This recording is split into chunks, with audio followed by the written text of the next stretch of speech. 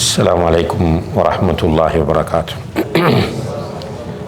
الحمد لله رب العالمين والعاقبة للمتقين ولا عدوان إلا على الظالمين والصلاة والسلام على أشرف الأنبياء والمرسلين وعلى آله وأصحابه أجمعين أما بعد. اللهم علمنا ما جهلنا وذكرنا ما نسينا ووفقنا لصالح الأعمال يا رب العالمين. கண்ணியத்திற்குரிய சகோதரர்களே, அல்லாஹுடைய பேரருளால் அவனுடைய மார்க்கத்தை அறிந்து கொள்ள வேண்டும் என்கிற ஒரு தூய்மையான நோக்கத்தோடு இந்த இடத்திலே நாம் எல்லோரும் ஒன்று சேர்ந்திருக்கிறோம். அல்ஹம்துலில்லாஹ். யாருக்கு அல்லாஹு தஆலா நலவை நாடுகிறானோ, நன்மையை விரும்புகிறானோ, அவருக்கு மார்க்கத்தில் விளக்கத்தை தருகிறான் என்று நபி ஸல்லல்லாஹு அலைஹி வஸல்லம் அவர்கள் சொன்னார்கள். உண்மையிலே இந்த வகுப்புகளில் கலந்து கொள்வதும் இதிலே ஆர்வம் வருவதும் என்பது ஒரு நல்ல சிக்னல். அல்லாஹ் நமக்கு நன்மையை நாடிவிட்டான் என்பதற்கான மிகப்பெரிய ஒரு அடையாளம் தான் அது. அந்த வகையில் யாருக்கெல்லாம் இந்த உணர்வு வருகிறதோ அவர்கள் அல்லாஹ்வை நிறைய புகழ்ந்து கொள்ளுங்கள். என்னால் அல்லாஹ் நமக்கு நலவை நாடியிருக்கிறான். அதனால்தான் இந்த நிகழ்ச்சிகளிலே கலந்து கொள்ளக்கூடிய வாய்ப்பை தருகிறான். அன்புள்ள சகோதரர்களே, அல்லாஹ் ஜல்ல ஷானஹு தஆலா இந்த உலகத்தில் மனிதனை படைத்து இயல்பாக அவனிடத்தில் மார்க்க உணர்வை ஏற்படுத்தியிருக்கிறான்.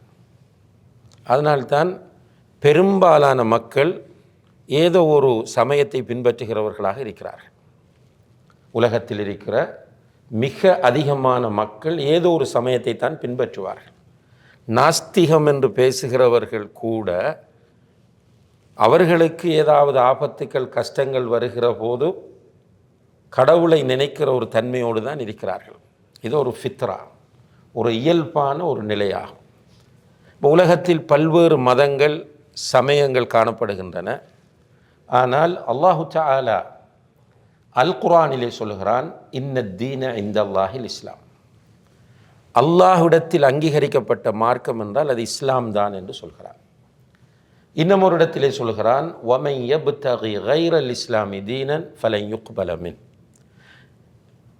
இஸ்லாம் அல்லாத ஒரு தீனை ஒருவர் பின்பற்றுவாராக இருந்தால், ஏற்றுக்கொள்வாராக இருந்தால், அவரிடமிருந்து அதை ஏற்றுக்கொள்ளப்பட மாட்டாது. வஹுவ ஃபில் ஆখিরাতি மினல் ஹாசிரீன். அவர் நாளை மறுமையிலே நஷ்டவாளிகளில் உருவாகத்தான் இருப்பார். அதே போல அல் யௌம அக்மல்து லக்கும் தீனக்கும் வ அத்மம்து அலைக்கும் நிஅமதி வ ரதீது லக்கும் அல் இஸ்லாம தீனா. இஸ்லாத்தை உங்களுக்கு உங்களுடைய மார்க்கமாக நான் பொருந்தி கொண்டேன் என்று அல்லாஹ் சொல்கிறான்.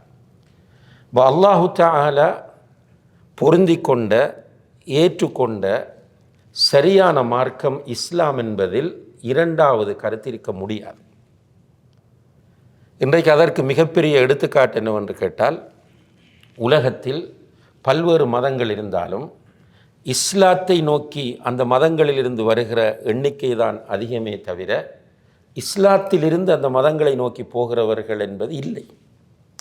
சில சந்தர்ப்பங்களில் நடக்கும், ஆனால் அந்த ஏரியாவில் உள்ள மக்களுக்கு இஸ்லாம் தெரியாமல் இருக்கும்.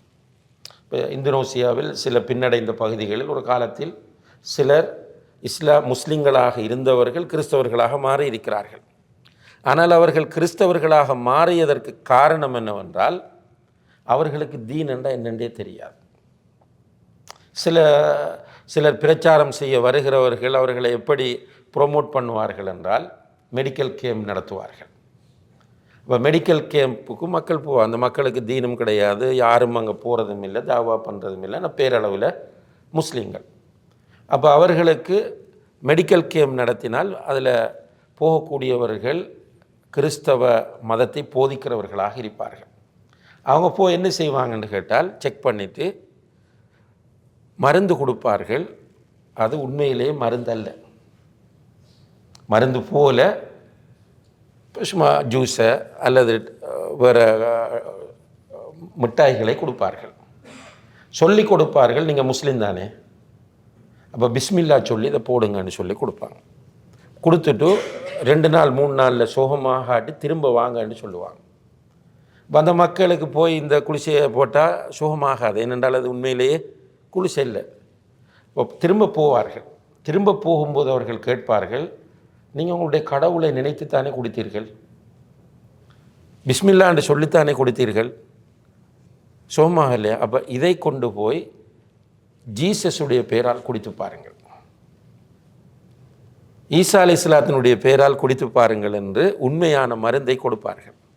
அப்போ இந்த பாமர மக்கள் போய் மருந்தை குடித்து சோமாயிட்டால் உடனே அவர்கள் அல்லாவை இஸ்லாத்தை விட்டு அவர்கள் கிறிஸ்தவ மதத்துக்கு போகக்கூடிய சில காட்சிகள் இடம்பெற்றிருப்பதை நாம் பார்க்கலாம்.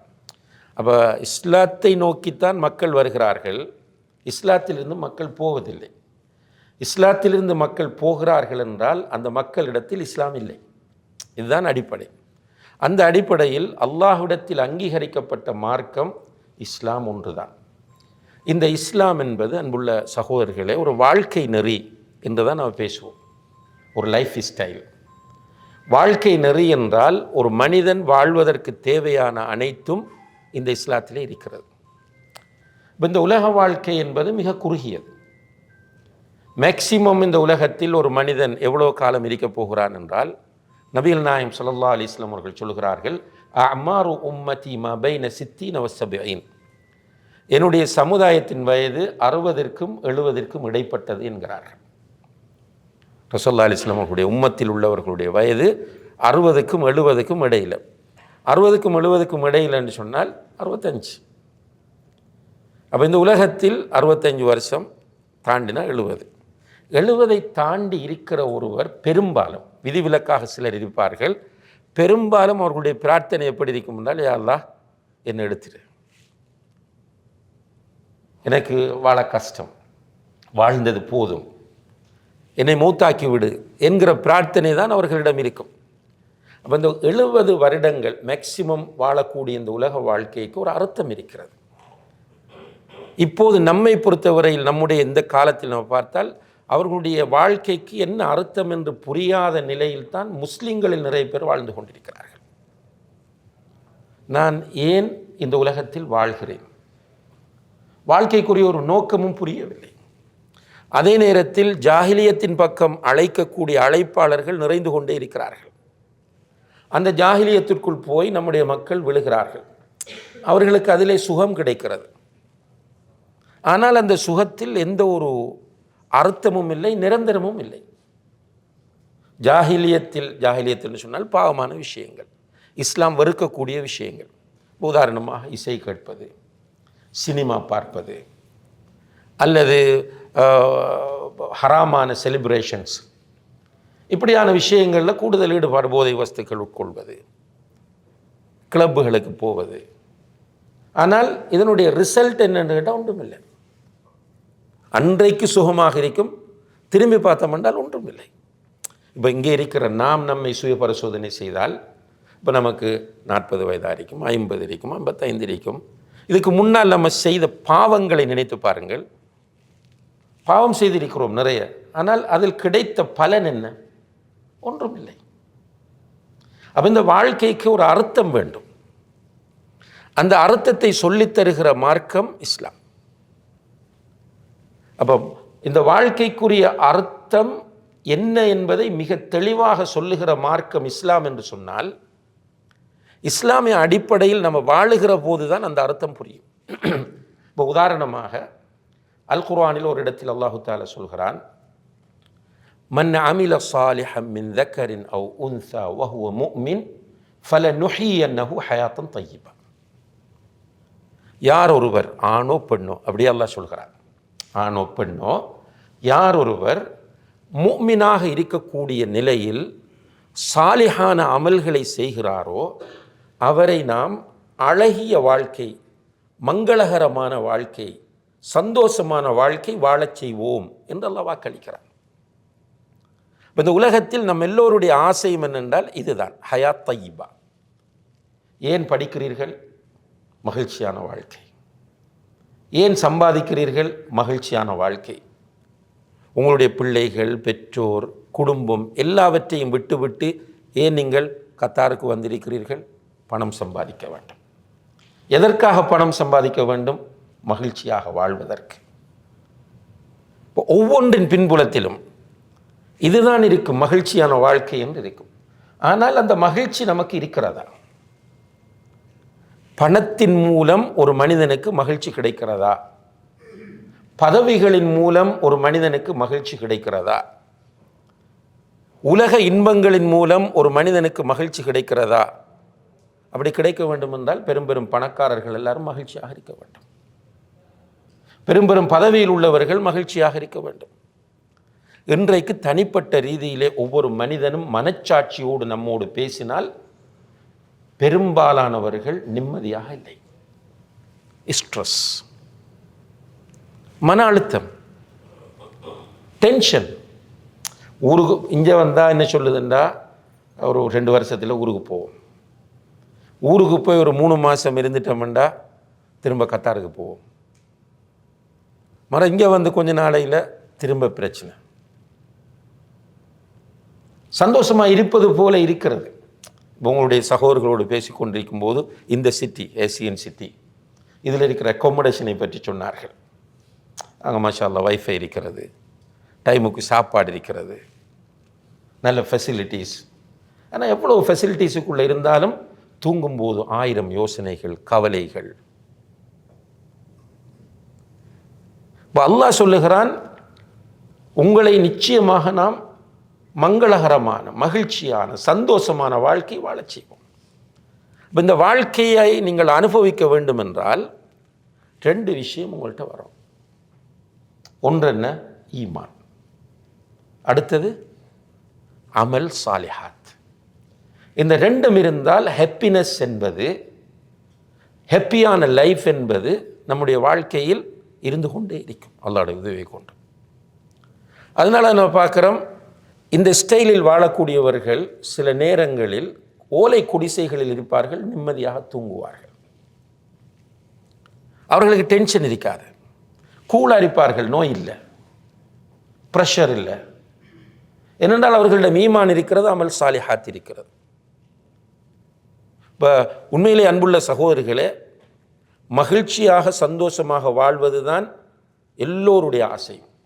யாருமே நான் எப்போவும் டென்ஷனாக இருக்கணும், கோபத்தோடு இருக்கணும், ப்ரெஷரோடு இருக்கணும் என்று யாருமே விரும்புகிறல்ல. அப்போ ஈமான், அமல் சாலிஹாத், ஈமான் எப்படி நமக்கு மகிழ்ச்சியை தருகிறது என்பதை குர்ஆன் அழகாக வழிகாட்டுகிறது, ஹதீஸ் அழகாக வழிகாட்டுகிறது. இப்போ நம்ம வாழக்கூடிய இந்த உலகம் சடவாத சிந்தனை எல்லோருடைய சிந்தனையும் பொருளாதாரத்தை மையப்படுத்திய சிந்தனை. இந்த குளோபலைசேஷன் என்று ஒன்று சொல்லுவார்கள். குளோபலைசேஷன் என்று சொன்னால் பூகோளமயமாக்கல் என்று தமிழில் சொல்கிறது. இந்த பூகோளமயமாக்கல் என்றது ஒரு பக்கத்தில் ஒரு வளர்ச்சி, இன்னும் ஒரு பக்கத்தில் அது ஒரு சதி. இந்த பூகோளமயமாக்கலின் விளைவு என்னென்று கேட்டால், நுகர்வு கலாச்சாரம் என்பது எல்லோருக்கும் மிக விருப்பத்திற்குரிய ஒன்றாக மாறுவது. பூகோளமயமாக்கலின் ஒரு மிகப்பெரிய விளைவு நுகர்வு கலாச்சாரம். நுகர்வு கலாச்சாரம் என்றால் என்ன? புதிய உற்பத்திகளை அனுபவிக்க வேண்டும் என்கிற ஆசை. ரைட்? மொபைல் உதாரணமாக, மொபைல் இப்போ இதுக்கு நமக்கு சில நேரங்களில் மொபைல் வாங்கி வச்சிருக்கிறோம், அதில் இருக்கிற ஃபீச்சர்ஸ் என்னன்றதே தெரியாது நமக்கு. அதில் ஒரு மகிழ்ச்சி என்னென்னா, என்கிட்ட இருக்கிற ஃபோன் ஐஃபோன். இப்போ ஃபோன் வாங்க போகிறோம், நம்ம ஃபோட்டோ பிடிக்கிறதே இல்லை. ஆனால் என்ன ஃபோனில் அதில் இருக்கிற ஸ்பெஷல் என்ன பார்க்குறோம்? நல்ல கேமரா. இதற்காக வேண்டி 2000 ரியால் 3000 ரியால் கொடுத்து ஃபோன் வாங்குகிறோம். ஆனால் அந்த கேமரா வைத்து என்ன செய்கிறோம்னா, வீட்டை பிள்ளைகளோடு வீடியோ கால் பேசுவோம், அப்படி இல்லை எங்கேயா போயிருந்து செல்ஃபி எடுப்போம். இவ்வளவுதான் அதில் நமக்கு கிடைக்கிறது. ஆனால் இதற்காக நம்ம இன்வெஸ்ட் பண்ணி இருப்பது 2000-3000 ரியால், இதை தாண்டியும் இருக்கிறது. ரைட்? கொஞ்ச நாள் போகக்குள்ள அந்த ஃபோன் நமக்கு போர் அடிக்குது. மார்க்கெட்டில் ஒரு விளம்பரம் வருகிறது, புதிய ஃபோன் வருது, உடனே அந்த ஃபோன் வாங்கணும். இதுபோல வெஹிக்கிள், வாகனங்களை எடுத்துக்கொண்டாலும் பெரிய பெரிய வாகனங்கள் வாங்கணும்ன்ற ஆசை. எல்லாத்துக்கும் ரூட் ஓப்பன் பண்ணப்பட்டது. என்ன ரூட்? இப்போ ஃபோன் வாங்குறதுக்கு உடனடியாக நம்மகிட்ட 3000 ரியால் தேவையில்லை. கார் வாங்குறதுக்கு 50,000 ரியால் உடனடியாக தேவையில்லை. Down payment. ஃபஸ்ட்டு கொஞ்சம் கொடுத்தால் தொடர்ச்சியாக நமக்கு கிடைக்கும். இந்த கொடுத்து கொண்டிருக்கலாம், உடனே பொருள் கிடைக்கும். மாதம் மாதம் தவணை அடிப்படையில் நம்ம செலுத்தலாம், பொருள் நமக்கு கிடைத்துவிடும். இப்போ எல்லோரையும் எங்கே கொண்டு நிறுத்தி இருக்கிறது இந்த குளோபலைசேஷன் என்று சொன்னால், கடனுக்குள் கொண்டு போய் நிறுத்தி இருக்கிறது. இப்போ எல்லாரும் கடன்காரர்கள். ஏதோ ஒரு வகையில் ஒன்று பேங்குக்கு கடன், அல்லது சாம்சங் கம்பெனிக்கு கடன், அல்லது ஆப்பிள் கம்பெனிக்கு கடன், அல்லது ஏதாவது ஒரு ஃபோன் ஷாப்புக்கு கடன், இப்படி முழு பேரையும் கடன்காரர்களாக ஆக்கியிருக்கிறது. உங்களுக்கு தெரியும், debit card, credit card. Debit கார்டுன்றது நம்ம போடுற காசை நம்ம எடுத்து செலவழிக்கிறது. கிரெடிட் கார்டுன்னா கடனுக்கு செலவழிக்கிறது. இப்போ இந்த நிறுவனங்கள், வர்த்தக நிறுவனங்கள் நமக்கு என்ன சொல்லுது? நீங்கள் கிரெடிட் கார்டு கொடுத்து வாங்கினால் உங்களுக்கு டிஸ்கவுண்ட் இருக்கு. சுப்ஹானல்லாஹ். டெபிட் கார்டுக்கு இல்லது. கிரெடிட் கார்டுன்ற கடன். கடனுக்கு இந்த பொருளை நீங்கள் வாங்கினால் உங்களுக்கு இத்தனை % டிஸ்கவுண்ட் இருக்கிறது. இப்போ எங்கே கொண்டு போய் நிறுத்துதுன்னு பாருங்கள் இந்த குளோபலைசேஷன். இதனுடைய விளைவு எல்லோருக்குமே அனுபவிக்க வேண்டும் என்கிற ஆசை. பெரிய வீடு கட்ட வேண்டும், நிறைய சொத்து வாங்க வேண்டும், வீட்டுக்குள் நிறைய பொருட்கள் வாங்க வேண்டும். இப்போ இது எங்கே நிறுத்தியிருக்கிறது என்று கேட்டால், எல்லோருடைய மனங்களிலும் ஒரு நிம்மதி இல்லாத நிலையை உருவாக்கியிருக்கிறது. ஏதோ ஒரு கோணத்தில் கடன் அல்லது இன்வெஸ்ட் பண்ண வேண்டும் என்ற ஆசை, இன்வெஸ்ட் பண்ணிட்டு ஏமாற்றப்பட்ட நிலை, இப்படியா போய்கொண்டிருக்கிறது. அன்புள்ள சகோதரர்களே, இது ஒரு எக்ஸாம்பிளுக்கு நான் சொன்னது. இந்த சடவாத சிந்தனை மிகைத்திருக்கிற இந்த காலத்தில் பொருளாதாரம் என்பதுதான் வாழ்க்கையின் அடிப்படையாக மாறி நம்பிக்கைக்குரியவர்கள் மோசடிக்காரர்களாகவும், மோசடிக்காரர்கள் நம்பிக்கைக்குரியவர்களாகவும் மாற்றப்பட்டு கொண்டிருக்கிறார்கள். இந்த இடத்துல ஈமான் ஒரு மனிதனிடத்தில் இருக்குமாக இருந்தால் அவன் நிம்மதியாக வாழுவான். ஈமானில் மிக பிரதானமான அம்சம் என்ன? ஈமானுடைய அர்கானுல் ஈமான், ஈமானுடைய அடிப்படைகள் 6. அந்த 6ல் ஃபர்ஸ்ட் என்ன? அல் ஈமானு பில்லா, அல்லாஹ்வே ஈமான் கொள்ளுதல். அல்லாஹ்வே ஈமான் கொள்ளுதல் எனும்போது அல்லாஹ் ஒருவன் இருக்கிறான் என்பதை ஈமான் கொள்ள வேண்டும். அதுபோல அல்லாஹுதான் வணங்கி வழிபட தகுதியானவன் என்று ஈமான் கொள்ள வேண்டும். அதே நேரத்தில் அல்லாஹுடைய கலா கதிரை ஈமான் கொள்ள வேண்டும். இந்த உலகத்தை படைத்தவன் அல்லாஹ். இந்த உலகத்தை படைப்பதற்கு முன்னே அல்லாஹு தஆலா இந்த உலகத்தை திட்டமிட்டு விட்டான். அவன் திட்டமிட்டபடிதான் இந்த உலகம் இயங்கும். இது ஒரு நீளமான ஆழமான ஒரு தலைப்பு. இதில் ஒரு பகுதி தான் பொருளாதாரம். பொருளாதாரம் என்பதை இந்த உலகத்தில் உயிருள்ள அனைத்தையும் படைத்துவிட்டு அல்லாஹ் குர்ஆனில் டிக்ளேர் பண்ணுகிறான், வமா மின் தாப்பத்தின் ஃபில் அர்தி இல்லா அலல்லாஹி ரிஸ்குஹா. இதுகளை ஈமான் கொண்டு புரிதல் என்ற ஒன்று இருக்கு, பயானுக்கு கேட்பது என்ற ஒன்று இருக்கிறது. பயானுக்கு கேட்டுட்டு போனோம் என்றால் திரும்ப பிரச்சனை வரத்தான் செய்யும். ஈமான் கொண்ட நிலையில் இதை நாம் புரிந்து கொண்டால் ரிலாக்ஸேஷன். அல்லாஹ் சொல்லுகிறான், வமா மின் தாப்பத்தின் ஃபில் அர்தி இல்லா அலல்லாஹி ரிஸ்குஹா. இந்த பூமியில் இருக்கிற எந்த ஒரு உயிரினமும், தாப்பாண்டா ஊர்ந்து செல்லக்கூடிய ஒவ்வொன்றும், மனிதனாக இருக்கலாம், மிருகமாக இருக்கலாம், ஊர்வனவாக இருக்கலாம், பறவைகளாக இருக்கலாம், அவை அனைத்திற்குரிய ரிஸ்கையும் அல்லாஹ் பொறுப்படுத்தி விட்டான். அதற்கு ரிஸ்க் கொடுப்பது அல்லாஹுடைய கடமை.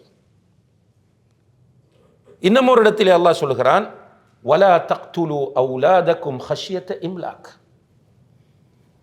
வறுமைக்கு பயந்து உங்களுடைய குழந்தைகளை நீங்கள் கொலை செய்யாதீர்கள். நஹ்னு நர்சுகுக்கும் வ இய்யாஹும். உங்களுக்கும் அந்த குழந்தைகளுக்கும் ரிஸ்க் தருகிற பொறுப்பு நம்முடையது என்கிறார். இந்த அடிப்படையில் அன்புள்ள சகோதரர்களே, நமக்குரிய ரிஸ்க் இந்த உலகத்தில் எவ்வளவு உழைக்கப் போகிறோம், எவ்வளவு அனுபவிக்கப் போகிறோம் என்கிற அந்த அந்த அந்த விஷயம் நம்முடைய தாயின் வயிற்றில் நாம் சிசுவாக இருக்கும்போது எழுதப்படுகிறது. ஈமான் உங்களுக்கு தெரியும், பிரபல்யமான ஹதீஸ். ரசூலுல்லாஹி அலைஹி வஸல்லம் அவர்கள் சொன்னார்கள், யுஜ்மா அஹதுக்கும் ஃபி பத்னி உம்மிஹி, அதாவது நீங்கள் ஒவ்வொருவரும் உங்களுடைய தாயின் வயிற்றில் 40 நாட்கள் இந்திரியமாக, 40 நாட்கள் அடுத்தடுத்த கட்டங்கள். அந்த 5வது 40 வரும்போது ஒரு மலக்கு வருவார், ரூஹை ஊதுவார், உங்களுக்குரிய ரிஸ்கை எழுதுவார். நமக்குரிய ரிஸ்க் எழுதப்பட்டு விட்டது. இது ஈமானோடு சம்பந்தப்பட்ட விஷயம். நமக்கு இந்த உலகத்தில் எனக்கு எவ்வளவு கிடைக்கப் போகிறது என்பது ஆல்ரெடி எழுதப்பட்டாச்சு. ரசூலுல்லாஹி அலைஹி வஸல்லம் அவர்கள் இன்னும் ஒரு ஹதீஸிலே சொல்கிறார்கள், லன் தமூத நஃப்ஸுன் ஹத்தா தஸ்தக்மில ரிஸ்கஹா. இந்த உலகத்தில் வாழக்கூடிய எந்த ஒரு உயிரும் அதற்கென்று எழுதப்பட்ட ரிஸ்கை பூரணமாக பெற்றுக்கொள்ளாமல் மௌத்தாகவே மாட்டாது. அல்லாஹ் அக்பர். எனக்கென்று எழுதப்பட்ட ரிஸ்க் எனக்கு வரும். நன்றாக புரிந்து கொள்ளுங்கள், நீங்கள் தொழில் செய்யாமல் இருந்தாலும் உங்களுக்கென்று நிர்ணயிக்கப்பட்ட எழுதப்பட்ட ரிஸ்க் வல்லாஹி வரும். ஆனால் தொழில் செய்யாமல் இருக்கிறது ஹராம், அது வேறொரு பக்க பிரச்சனை. ஆனால் ரிஸ்க் வந்தே தீரும். நம்ம பார்க்குறோமா இல்லையா? அன்றைக்கு சில நாடுகளில் யுத்தம் நடைபெறுகிறது. அந்த நாடுகளிலே அகதி முகாம்களிலே மக்கள் இருக்கிறார்கள், ஒரு தொழிலும் இல்லை. அவர்களுக்குரிய ரிஸ்க் போய் சேருதா இல்லையா? சில நாடுகளில் அனர்த்தங்கள் ஏற்படுகின்றன, இருந்த எல்லாம் போய்விட்டது. அவர்கள் கஷ்டப்பட்டு உழைத்த எல்லாமே போய்விட்டது. அண்மையிலே கேரளாவிலே வயநாடிலே நடந்த நிகழ்வு எல்லோருக்கும் தெரியும். அந்த சோகமான நிகழ்வு, பல சின்ன சின்ன கிராமங்கள் அப்படி அழிந்து போனது.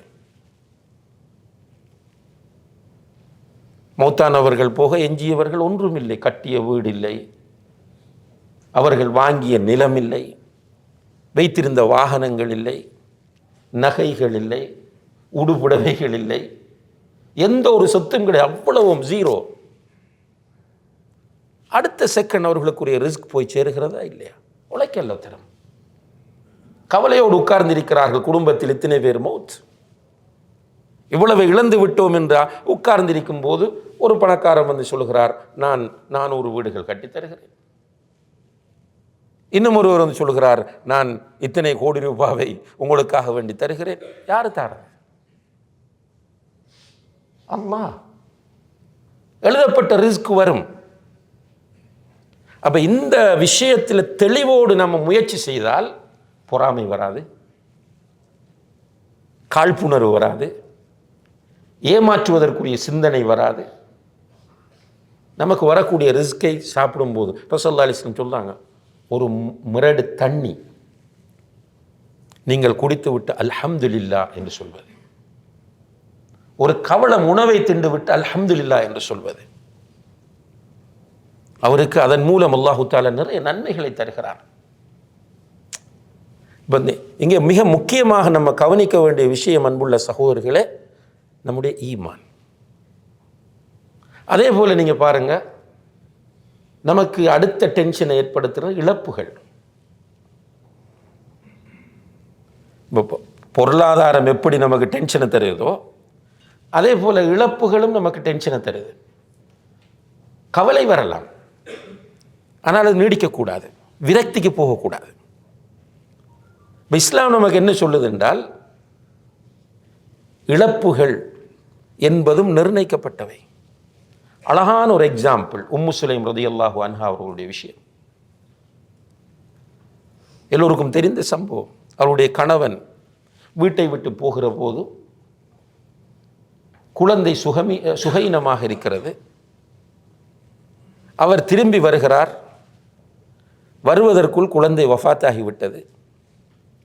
வஃபாத்தான குழந்தை அப்படி அவர்கள் மூடி வைத்து கொண்டு வருகிற கணவனை வரவேற்று அவருக்கு உணவு ஏற்பாடு செய்து அதை கொடுக்கிற போது அவர் கேட்கிறார், பிள்ளை எப்படி இருக்கிறான்? அவங்க என்ன சொன்னாங்க? நீங்கள் விட்டு சென்ற நிலையை விட சிறந்த நிலையில் இருக்கிறான்னு சொன்னார். சாப்பிட்டு முடிஞ்சதுக்கு பிறகு அவர்கள் சொன்னார்கள், உங்களிடம் ஒருவர் ஒரு பொருளை தந்துவிட்டு திரும்ப கேட்டால் என்ன செய்வீர்கள் என்று கேட்டார். உங்களிடம் ஒருவர் ஒரு பொருளை ஒப்படைக்கிறார், ஒப்படைத்தவர் வந்து தாங்கள் என்று கேட்கிறார். நீங்கள் என்ன செய்வீர்கள் என்று கேட்டபோது அவர் சொல்றார், திருப்பி கொடுத்து விடுவேன். அதில் உங்களுக்கு டென்ஷன் இருக்கா? இல்லை. கவலை வருமா? இல்லை. அப்போதுதான் சொன்னார்கள், அல்லாஹ் நமக்கு ஒரு குழந்தை அமானிதமாக தந்தான், தந்தவனே எடுத்துக்கொண்டான். எவ்வளோ அழகான ஒரு அப்ரோச். இந்த இது வந்து இப்போ பேசுறதுக்கு லேஸ், நான் சொன்னது கேட்பதற்கு இனிமை. ஆனால் நம்முடைய லைஃப்பில் இதை ப்ராக்டிஸ் பண்ணணும் என்றால் சரியான ஈமான் வர வேண்டும். சரியான ஈமான் வந்தால் அல்ஹம்துலில்லாஹ். இன்னமும் அன்புள்ள சகோதரர்களே, நம்மளை டென்ஷன் ஆக்குறது நமக்கு இழைக்கப்படக்கூடிய அநீதிகளும் நமக்கு இழைக்கப்படக்கூடிய துரோகங்களும். அநீதி இழைக்கிறார்கள், கவலை, இவர் இவ்வளவு நல்லா பழகிட்டு இன்னைக்கு இப்படி பண்ணிட்டாரே, நினைக்கும் போதெல்லாம் வேதனை வருகிறது, கவலை வருகிறது. ஆனால் ஈமான் இருந்தால் அந்த கவலை வராது. ஏனென்றால் ரசூல் ஸல்லல்லாஹு அலைஹி வஸல்லம் அவர்கள் சொல்லுகிறார்கள், இந்த உலகத்தில் கொம்புள்ள ஒரு ஆடு கொம்பு இல்லாத ஒரு ஆட்டுக்கு குத்துகிறது. ஒரு அநீதி அது. அல்லாஹு தஆலா நாளை மறுமையில் என்ன செய்கிறான் என்றால், இந்த இரண்டு ஆடுகளையும் எழுப்புகிறான். அல்லாஹு அக்பர். இந்த உலகத்தில் கொம்பில்லாமல் குத்தப்பட்ட ஆட்டுக்கு அல்லாஹ் கொம்பை கொடுக்கிறான். கொடுத்து மற்ற ஆட்டுக்கு கொம்பு இல்லாமலாக்கி பழி தீர்த்து கொள் என்று சொல்கிறான்.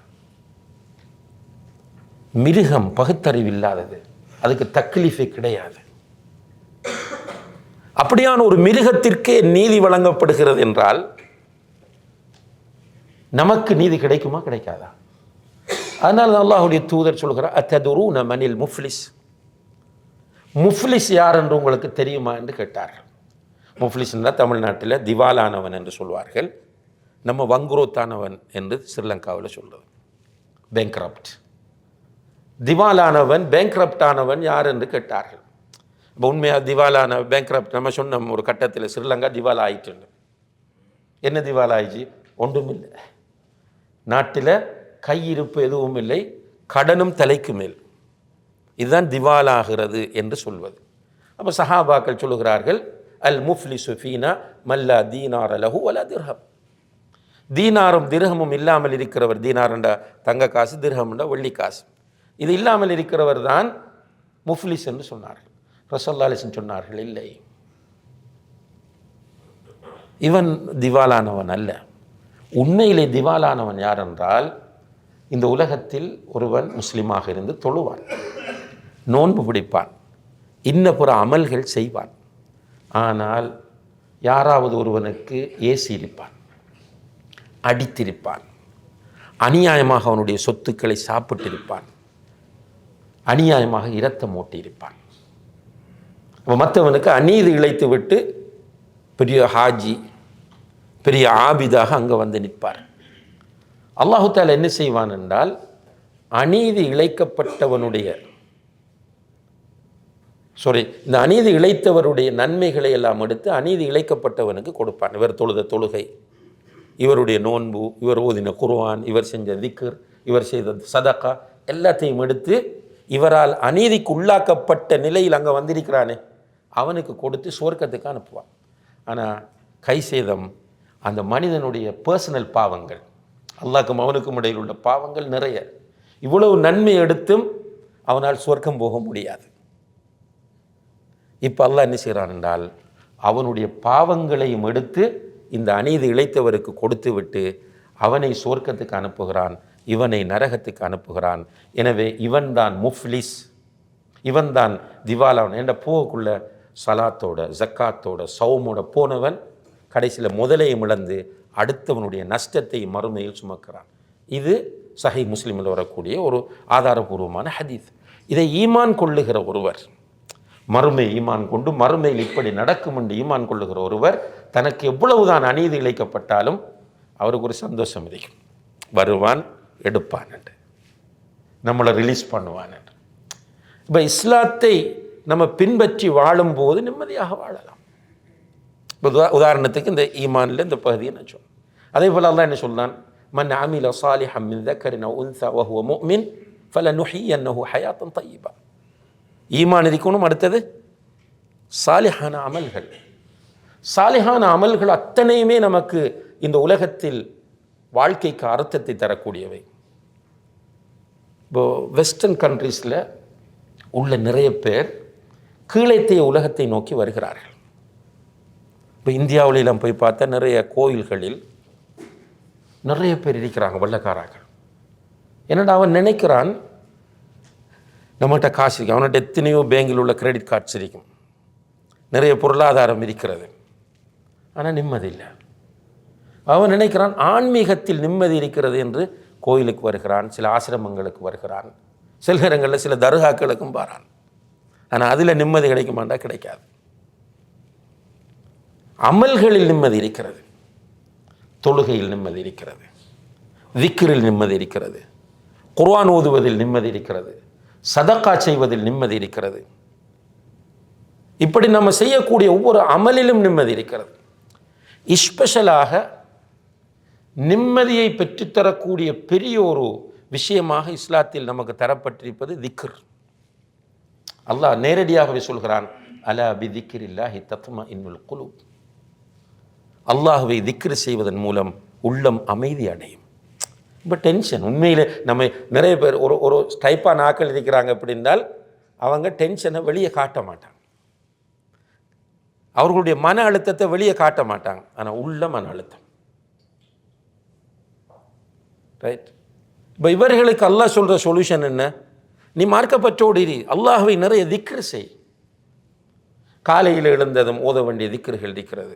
இப்போ ஒருவர் தூங்கச் செல்லும் போது ஒது செய்து கொண்டு அவர் சுப்ஹானல்லாஹ் 33 தடவை, அல்ஹம்துலில்லாஹ் 33 தடவைகள், அல்லாஹு அக்பர் 34 தடவை சொல்கிறோம்.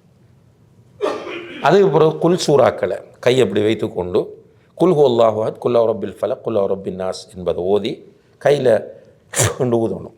சும்மா கொண்டு ஊதாமல் உமிழ்நீர் படக்கூடிய நஃபஸ என்று வருகிறது, அப்படி ஊதி உடல் முழுவதும் தடவுவது. இப்படி 3 டைம் செய்யணும். அதுக்கு பிறகு ஆமனர் ரசூல் ஓதணும், ஆயத்துல் குர்சியை ஓதணும். விரும்பினா செய்துல் இஸ்திக்ஃபாரை மீண்டும் ஒரு தடவை ஓதிக்கொள்ளலாம். ஓதிட்டு பிஸ்மிக் அல்லாஹும்ம அமூத்து வாஹியா என்று உறங்க வேண்டும். அதுக்கு பிறகும் அவர் விரும்பினால் பிஸ்மிக ரப்பி வலாஅத்து ஜம்பி வபிக அர்ஃபஉஹு இன் அம்சக்த நஃப்ஸி ஃபர்ஹம்ஹா வ இன் அர்சல்தஹா ஃபஹ்ஃபத்ஹா பிமா தஹ்ஃபது பிஹி இபாதக ஸாலிஹீன் என்பதை ஓதலாம். அதே போல் அல்லாஹும்ம ரப்பஸ் ஸமாவாத்தி ஸபஅ வ ரப்பல் அர்ஷில் அஸீம் ரப்பனா வ ரப்ப குல்லி ஷை ஃபாலிகல் ஹப்பி வன் நவா منزل التوراة والإنجيل والفرقان أنت آخذ بناصيتي أنت الأول فليس قبلك شيء وأنت الآخر فليس بعدك شيء وأنت الظاهر فليس فوقك شيء وأنت الباطن فليس دونك شيء اقض أن الدين وأغننا من الفقر بذوذ الأم. அதே போல اللهم إني أسلمت نفسي إليك ووجهت وجهي إليك وألجأت ظهري إليك رغبة ورهبة إليك لا ملجأ ولا منجا منك إلا إليك آمنت بكتابك الذي أنزلت وبنبيك الذي أرسلت என்பதை ஓதலாம். ரப்பி கினி அதாபக யௌம தபஅத் இபாதக். இப்படி ஓதிட்டு தூங்கினா ரிலாக்ஸாக தூக்கம் வரும், அல்லாஹுடைய புறத்திலிருந்து பாதுகாப்பு கிடைக்கும். நம்மளோட தூக்கம் எப்படி இருக்கு? சுப்ஹானல்லாஹ், நிறைய மிஸ்டேக் வரும் தூக்குற விஷயத்தில்.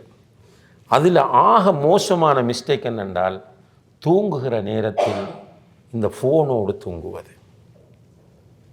சிலருக்கு மியூசிக் கேட்டுட்டு தூங்கணும், சிலருக்கு ஃபேஸ்புக் பார்த்துட்டு தூங்கணும். அப்படியே பார்த்துட்டு இருக்க மாதிரியே கையில் ஃபோன் இருக்க ஆள் நிற்கிற. எப்படி நமக்கு நிம்மதி வரும்? அப்போ அமல் சாலிஹ் என்று வரும்போது திக்ர் பெரிய ஒரு ரோல். இடையில் எழும்புறம் திடீர்னு முழிப்பு வருது. அப்படி முழிப்பு வர நேரம் லா இலாஹ இல்லல்லாஹு வஹ்தஹு லா ஷரீக லஹு லஹுல் முல்கு வலஹுல் ஹம்து வஹுவ அலா குல்லி ஷைஇன் கதீர் சுப்ஹானல்லாஹ் அல்ஹம்துலில்லாஹ் லா இலாஹ இல்லல்லாஹு அல்லாஹு அக்பர் லா ஹவுல வலா குவத்த இல்லா பில்லாஹ் அல்லாஹும்ம ஃபிர்லி என்று சொல்கிறாங்க ரசூலுல்லாஹி அலைஹி வஸல்லம். அதுக்கு பிறகு அந்த நேரத்தில் உட்கார்ந்து துவா கேட்டால் கேட்குற எல்லாம் கிடைக்கும்ன்றாங்க. தூங்கி காலையில் எழும்பும்போது அல்ஹம்துலில்லாஹி அல்லதி அஹ்யானா பஅதமா அமாதனா வ இலைஹின் நுஷூர் என்று ஓதுறது. அது பிறகு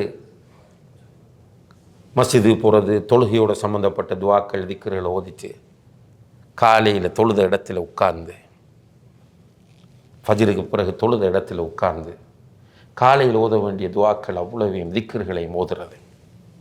அல்லாஹுடைய ப்ரொடெக்ஷன், அல்லாஹுடைய பாதுகாப்பு கிடைக்கிறது, நிம்மதி சக்கீனத் இறங்குகிறது, மலக்குகளுடைய துவா கிடைக்கிறது என்று நபிகள் நாயகம் ஸல்லல்லாஹு அலைஹி வஸல்லம் அவர்கள் சொல்கிறார்கள். இந்த அமல்களை ப்ராக்டிஸ் பண்ணினால் அன்புள்ள சகோதரர்களே நிம்மதியாக இருக்கலாம். அதுபோல துஆ நம்முடைய வாழ்க்கையில் அல்லாஹ் தந்திருக்கிற மிகப்பெரிய ஒன்று துஆ. சிலாஹுல் முஃமின், ஒரு முஃமினுடைய மிகப்பெரிய ஆயுதமாக இந்த துஆக்கப்பட்டிருக்கிறது. நம்ம என்ன செய்கிறோம்னா, ஏதாவது ஒரு கஷ்டம் வந்தால் துஆ கேட்டுட்டு போராக்களாக இருக்கிறோமே தவிர துஆவுக்குரிய இம்பார்ட்டன்ஸை கொடுத்து துஆ கேட்பதில்லை. துஆவினுடைய ஒழுங்குகளை பேணி துஆ கேட்பதில்லை. துஆ கேட்கும் போது எப்படி கேட்கணும் என்றால், ரசூலுல்லாஹி அலைஹி வஸல்லம் அவர்கள் சொன்னார்கள், இன்னல்லாஹ லா யக்பலு துஆ மின் கல்பின் காஃபிலின் லாஹின். கேலஸாக உள்ளத்தை சிதறவிட்டு மனதை அங்கும் இங்கும் அலைய விட்ட நிலையில் கேட்கிற துஆவை அல்லாஹ் கபூல் செய்வதில்லை. உதுல்லாஹ வ அன்தும் மூகினூன பில் இஜாபா. அல்லாஹ் பதில் தருவான் என்கிற உறுதியான நம்பிக்கையோடு கேளுங்கள். அல்லாஹும்ம இக்ஃபிர்லி இன் ஷித். யா அல்லாஹ், நீ விரும்பினால் என்னை மன்னித்து விடு என்று கேட்கக்கூடாது. ஃபல்யஅஸிமில் மஸ்அலா. கேட்கும்போது உறுதியாக கேளுங்கள். யா அல்லாஹ், உன்னை தவிர எனக்கு வேற ரூட் இல்லை. நீதான் என்னை படைத்தவன், நீதான் இந்த பிரபஞ்சத்தை படைத்தவன், இந்த உலகத்தில் உள்ள அனைத்தையும் நிர்வகிக்கக்கூடிய ரப்புல் ஆலமீன் நீதான். நீ அஹத், நீ சமத், நீ யாரையும் பெறவும் இல்லை, யாராலும் பெறப்படவும் இல்லை. நீ ஹை, நீ கையூம். யா அல்லாஹ், உன்னிடத்தில் வந்திருக்கிறேன். ஒரு அடியான் உன்னிடத்தில் கைகளை ஏந்தி விட்டால் அந்த கைகளை வெறுங்கையாக அனுப்புவதற்கு நீ வெட்கப்படுகிறவன். என்னுடைய பிரச்சனையை தீர்த்து வை. நம்ம கொடுக்கிற இந்த மனு ஒரு அரசியல்வாதியிடம் கொடுத்த மனு அல்ல, ஒரு அமைச்சரிடம் கொடுத்த மனு அல்ல. எல்லாவற்றுக்கும் ஆற்றல் உள்ள அல்லாஹு தஆலா குர்ஆனில் தன்னை அறிமுகப்படுத்தும் போது அலா குல்லி ஷைஇன் கதீர் என்பதை சுமார் 30க்கு மேற்பட்ட இடங்களிலே சொல்கிறான் குர்ஆனிலே. எல்லாவற்றுக்கும் ஆற்றல் உள்ளவன். ஆதம் அலைஹிஸ்ஸலாம் அவர்களை தன்னுடைய கரங்களால் அல்லாஹ் படைத்தான். அவர்களிலிருந்து ஹவ்வா அலைஹிஸ்ஸலாம் அவர்களை படைத்தான். ஆதம் அலைஹிஸ்ஸலாம் அவர்களுடைய ஃபிலா எலும்பிலிருந்து ஹவ்வா அலைஹிஸ்ஸலாம் அவர்களை படைத்தான். ஈசா அலைஹிஸ்ஸலாம் அவர்களை தந்தை இல்லாமல் படைத்தான். இப்ராஹிம் அலைஹிஸ்ஸலாம் அவர்களுக்கு நெருப்பை குளிராக ஆக்கினான். நெருப்பை சுடாமல் ஆக்குவது என்பது வேறு விஷயம். ஆனால் அல்லாஹ் நெருப்பை குளிராக ஆக்கி காட்டினான். மூசா அலைஹிஸ்ஸலாம் அவர்களுக்கு கடலை பிளந்து கொடுத்தான். ரசூல் ஸல்லல்லாஹு அலைஹி வஸல்லம் அவர்களை கொண்டு அல்லாஹு தஆலா சந்திரனை பிளந்து காட்டினான். எல்லாவற்றுக்கும் ஆற்றல் உள்ள அந்த ரப்புல் ஆலமீன், அவனிடம்தான் நம்முடைய தேவையை கேட்டிருக்கிறோம். அந்த நம்பிக்கையோடு துஆ செய்யும் போது மன அழுத்தங்கள் எல்லாம் அப்படியே இறங்கும். ஆனால் முக்கியம் என்னென்னா நம்பிக்கை தேவை. முழுக்க பணத்திலையும் அரசியல்வாதியிலையும் ரெஃபரன்ஸ்லையும் நம்பிக்கை வச்சுட்டு சும்மா அல்லாஹ் கிட்ட போய் கேட்கறதுல பிரயோஜனம் இல்லை. அல்லாஹ் நாடினால் மட்டும்தான் முடியும். லா ஹவுல வலா குவத்த இல்லா பில்லா. அந்த நம்பிக்கையோடு அல்லாஹ்விடத்தில் துஆ செய்யும் போது தான் நிச்சயமாக கிடைக்கும். ஆனால் ஒரு கண்டிஷன் என்னென்றால், நம்ம நம்முடைய லைஃப்பை ஹலால் ஆக்கிக்கொள்ளணும். ரசூலுல்லாஹி அலைஹி வஸல்லம் அவர்கள் சொல்லுகிறார்கள், ஒரு மனிதன் ஒரு பிரயாணத்தில் இருக்கிறான், புழுதி படிந்த நிலையில் இருக்கிறான், தலைவிரி கோலமாக இருக்கிறான். இந்த கண்டிஷன் பிரயாணத்தில் இருந்தால் துஆ கபூல் ஆகும். அதுலேயும் டயர்டாகி உடம்புல புழுதி தலை எல்லாம் அலங்கோலமாக இருக்கிற நிலையில் துஆ கேட்டால் இன்னும் கபூல் ஆகும்.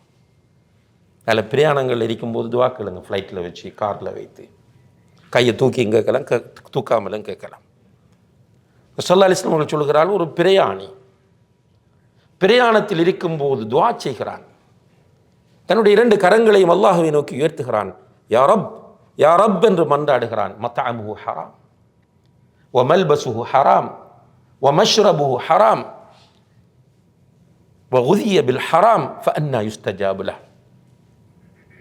அவனுடைய சாப்பாடு ஹராம், குடிக்கிறது ஹராம், அவனுடைய உடுப்பு ஹராம், லைஃபே ஹராம். இந்த நிலையிலிருந்து துஆ கேட்டால் என்ன நடக்கும்? எப்படி கபூல் செய்யப்படும் என்று நபி ஸல்லல்லாஹு அலைஹி வஸல்லம் அவர்கள் கேட்கிறார். இந்த நிலையிலிருந்து விடுபட்டு ஒருவர் அல்லாஹ்விடத்தில் துஆ கேட்டால் நிச்சயமாக கிடைக்கும் சகோதரர்களே, எந்த டவுட்டும் இல்லை. அது இப்போ சிலர் யோசிக்கலாம், இப்போ நான் ஹராமாக சம்பாதிச்சிட்டேன், வட்டியோட தொடர்பாயிட்டேன், நான் எப்படி துஆ கேட்குறேன்? தௌபா செய்யுங்கள். தௌபா செஞ்சு ஸ்ட்ராங்காக தௌபா செஞ்சுட்டு அதுக்கு பிறகு உங்களை நீங்கள் தூய்மைப்படுத்தி கொண்டு கேளுங்க, தருவான் அல்லாஹ். சப்போஸ் உடனே கிடைக்கவில்லை என்றால் அதன் மூலம் 3 விஷயங்கள் நமக்கு அமைகிறது என்று நபி ஸல்லல்லாஹு அலைஹி வஸல்லம் அவர்கள் சொன்னார்கள். உடனே கிடைக்காட்டி, ஒன்று நமக்கு வர இருந்த ஒரு பெரிய ஆபத்தில் இருந்து அல்லாஹ் நம்மை இந்த துஆவை வைத்து பாதுகாக்கிறான். அல்லாஹு அக்பர். அப்படி இல்லை என்றால் இந்த துஆவை வைத்து, அதாவது பிறகு நமக்கு தருவதற்காக வேண்டி அல்லாஹு தஆலா ஏற்பாடு செய்வான், ஏதோ ஒரு ஹிக்மத்துக்காக. 3வது, நாளை மறுமையிலே நமக்கு அதை சேமிப்பாக அல்லாஹ் வைத்திருப்பான், மறுமையில் தருவான். அதை இப்படி சொல்கிறார்கள். எப்படியோ இந்த மன அழுத்தங்கள் பற்றி பேசக்கூடிய நாம் இஸ்லாத்தை பின்பற்றிய நிலையில் அல்லாஹ்விடத்தில் துஆ கேட்டால் நிச்சயமாக அல்லாஹு தஆலா நம்முடைய கஷ்டங்களை எல்லாம் நீக்கக்கூடியவனாக இருக்கிறான். நபிகள் நாயகம் ஸல்லல்லாஹு அலைஹி வஸல்லம் அவர்கள் பத்ர் யுத்தத்திலே சஹாபாக்களோடு மஷூரா பண்ணி உங்களுக்கு தெரியும் அந்த வரலாறு. யுத்தம் செய்வதா வித்ட்ரோ பண்ணுவதா திரும்ப திரும்ப மஷூரா பண்ணி, இவங்க 300 சொச்சம் பேர் தான் நாக்கள். எதிரிகள் 1000க்கு மேற்பட்டவர்கள். எதிரிகள் எல்லா தளபாடங்களோடும் வந்திருக்கிறார்கள். அவர்கள் யுத்தத்திற்கு தயாராக வந்திருக்கிறார்கள். இவங்க யுத்தம் செய்கிற மூட்டில் வரல. இந்த நேரத்தில் பல மஷூராக்கள் செய்துவிட்டு இறுதியிலே யுத்தம் செய்வது என்கிற முடிவோடு ரசூல் ஸல்லல்லாஹு அலைஹி வஸல்லம் அவர்கள் யுத்தத்திற்கான ஏற்பாடுகளை எல்லாம் செய்து விடிந்தால் யுத்தம். இந்த நிலையில் எல்லாரையும் சொன்னாங்க, போய் தூங்குங்கள் என்று. அல்லாஹும் ஒரு இனிமையான ஒரு மலைத்தூறலை உண்டாக்கி ஒரு இதமான காற்றையும் அவர்களுக்கு கொடுத்து எல்லாரையும் தூங்க வச்சுட்டான். ஆனால் அல்லாஹுடைய தூதர் ஸல்லல்லாஹு அலைஹி வஸல்லம் அவர்கள் ஒரு தலைவர் என்கிற வகையில் பொறுப்புணர்வோடு அவர்களால் தூங்க முடியவில்லை. அவர்கள் ஒரு மரத்தை சுத்ராவாக ஆக்கி கொண்டு அந்த மரத்துக்கு பின்னால் நின்று தொழுது விட்டு தன்னுடைய 2 கரங்களையும் அல்லாஹுவை நோக்கி உயர்த்தி மன்றாடுகிறார்கள். மன்றாடும் போது அவர்களுடைய தோளில் கிடந்த துண்டு கீழே விழுந்து விட்டது. அப்படி மன்றாடுகிறார்கள். என்ன சொன்னார்கள் என்றால், அல்லாஹும்ம இன் துஹ்லக் ஹாதிஹில் இஸாபா ஃபலன் துஅபத ஃபில் அர்தி அபதா. யா அல்லாஹ், இந்த சிறிய கூட்டம் அழிக்கப்பட்டு விட்டால் இந்த பூமியில் உன்னை வணங்குவதற்கு யாருமே இல்லாமல் போய்விடுவார்கள். யா அல்லாஹ், எனக்கு நீ வாக்களித்ததை தா யா அல்லாஹ், வெற்றியை தந்து விடு என்று அல்லாஹ்விடத்தில் மன்றாடும் போது திடீரென அபூபக்கர் சித்திக் ரலியல்லாஹு அன்ஹு அவர்கள் கண் விழித்து பார்க்கிறார்கள். அல்லாஹ்வுடைய தூதர் அழுது கொண்டிருக்கிறார்கள். அந்த இடத்திற்கு போய் கீழே விழுந்து கிடந்த துண்டை எடுத்து அல்லாஹ்வுடைய தூதரின் தோளில் போட்டு விட்டு சொன்னார்கள், ஹஸ்புக யா ரசூலல்லாஹ், அல்லாஹ்வுடைய தூதரை எப்போதும் நிறுத்துங்கள், அல்லாஹ் உங்களுக்கு அளித்த வாக்குறுதியை நிறைவேற்றுவான் என்று சொன்னார்கள். அப்போ துஆ என்பது மிகப்பெரிய ஒரு அமல். அதனால தான் ரசூலுல்லாஹி அலைஹி வஸல்லம் அவர்கள் சொன்னார்கள், அத்துஆ ஹுவல் இபாதா, துஆ அதுதான் இபாதத் என்று சொன்னார்கள். துஆ அதுதான் வணக்கம் என்றார்கள். ஏனென்றால் துஆவின் போதுதான் ஒரு மனிதன் தான் அல்லாஹ்வுடைய அடியான் என்பதை 100% ஏற்றுக்கொள்கிறான். தொலைக்குள்ள கூட நம்மளோட கான்சன்ட்ரேஷன் அங்கே எல்லாம் போகும். சில நேரம் பழக்க தோஷத்திலேயும் தொழுவோம். ஆனால் என்னால் முடியாது, எனக்கு எந்த சக்தியும் இல்லை என்று நம்புகிற போது ஒரு அடியான் அல்லாஹ்விடத்தில் போய் நிற்கிறான். அதனால் தான் அல்லாஹுடைய தூதர் சொன்னார்கள் அத்துஆ ஹுவல் இபாதா என்று. எனவே அன்புள்ள சகோதரர்களே, இந்த குர்ஆன் வசனத்தை உதாரணத்துக்கு நான் சொன்னேன். மன் அமில சாலிஹன் மின் தக்கரின் அவ் உன்ஸா வஹுவ முஃமின் ஃபலனுஹியன்னஹு ஹயாத்தன் தய்யிபா. யார் ஈமானோடு சாலிஹான அமல்களை செய்கிறாரோ, ஆணோ பெண்ணோ, அவரை நிச்சயமாக நாம் மகிழ்ச்சியாக வாழ வைப்போம். இப்போ இஸ்லாத்தை நம்முடைய வாழ்க்கையில் பற்றி பிடித்து நாம் வாழ்ந்தால் நம்முடைய வாழ்க்கைக்கு ஒரு நோக்கம் இருக்கும், வாழ்க்கை மகிழ்ச்சியாக இருக்கும், நல்லதை நோக்கி நாம் செல்லுவோம், பாசிட்டிவாக நாம் சிந்திப்போம், மற்றவர்களுக்கு நல்லதை செய்ய வேண்டும் என்று ஆசைப்படுவோம். என் மூலம் மற்றவர்களுக்கு நல்லது மட்டுமே நடக்க வேண்டும் என்று நினைப்போம். என்னால் யாருக்கும் எந்த கெடுதியும் வந்துவிடக்கூடாது என்று நமக்கு ஒரு டார்கெட் இருக்கும். நம்மிடம் இருக்கிற பொருளாதாரம் என்பது நமக்கென்று அல்லாஹ் ஏற்கனவே நிர்ணயித்தது என்பது நமக்கு தெரியும்.